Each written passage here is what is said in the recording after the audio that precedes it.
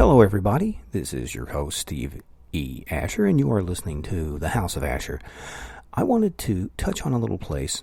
It's not too far out of Marion, Kentucky, and it actually goes right over into Hardin County, Illinois. Nowadays, it's more or less a tourist attraction, and they know it as Cave-In Rock. Now, this is where a lot of the white settlers arrived here, and it's probably like 1815, 1816, and they started building up very close to the town. And there was, I think it officially got renamed Cave-In Rock in 1849. But before that is what I want to talk about. I want to talk about the gnarly beginnings of Cave-In Rock. Now, this is interesting because I've actually got some connections with descendants of some of this stuff that went down. Now, around the 1790s, Cave-In Rock was basically a stronghold, a sort of refuge, if you will, for frontier outlaws. Now, they would be on the run, and they were trying to get away from the law.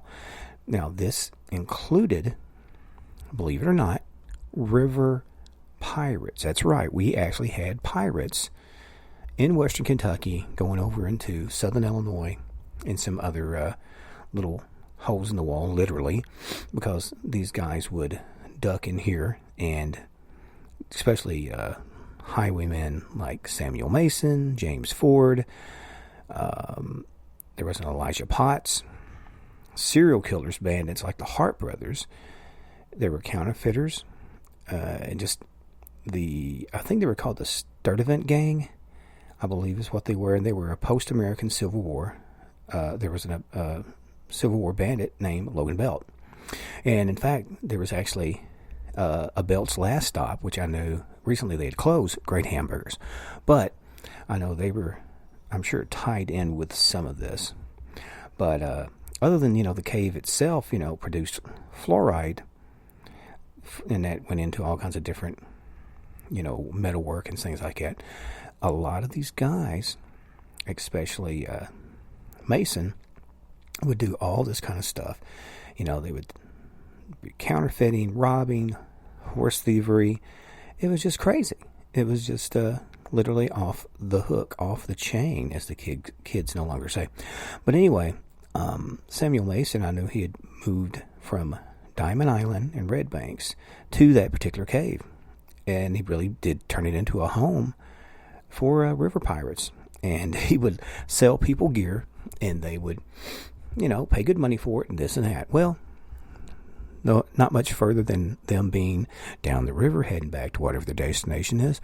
Well, lo and behold, here comes these pirates, and they take what they want, and it's more or less, give us your stuff, or we're gonna do you in.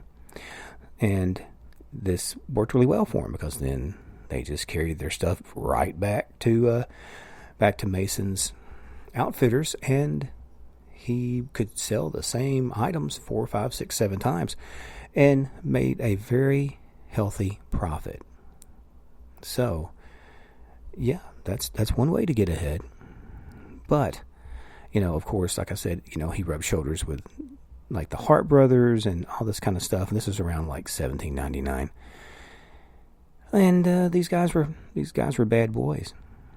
They really were. And as time went on, this, they slowly, more or less, got taken out. You can't run like that and not expect some sort of reprisal from the law or local mobs and whatnot. So, I have a friend. His name is J.P. Mason. J.P. is an interesting guy. He's his old man was a cop, worked with my old man who was a cop. We both got into punk rock.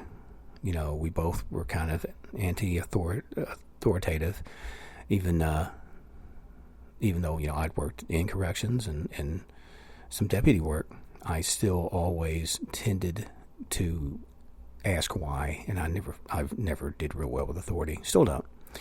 But in us talking about this and that, he had shared to me his pedigree, which is, again, interesting because, my dad was a cop, but my granddad was a counterfeiter and a bootlegger and did time at the Kentucky State Penitentiary.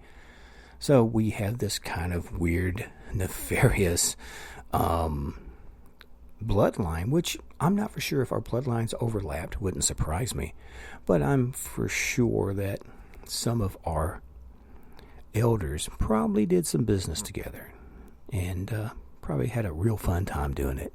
Let's be honest. But I'm curious if any of you guys have heard any other stories about river pirates where you're from, or any sort of weird hometown baddies, I guess you could call it. But I want you to make sure to put that in the comments, like, subscribe, and share the video. Or if you're listening to it on Spreaker, please feel free to share that. Any of that helps gets the show out there, and I appreciate it. I probably should mention too, check out steveasher.studio. That's all lowercase and together, steveasher.studio. And that will show you all the different shows and all the different things I'm involved in, and some of the voice narration things I'm working on.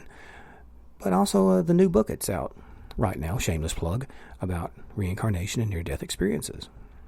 And there was some things I got after the fact about people who had past lives where they were bad boys like this, and they can remember going through, coming up on boats, coming up on carriages, and basically give the old stand and deliver, your money or your life line. And it was a trip, and they all hung.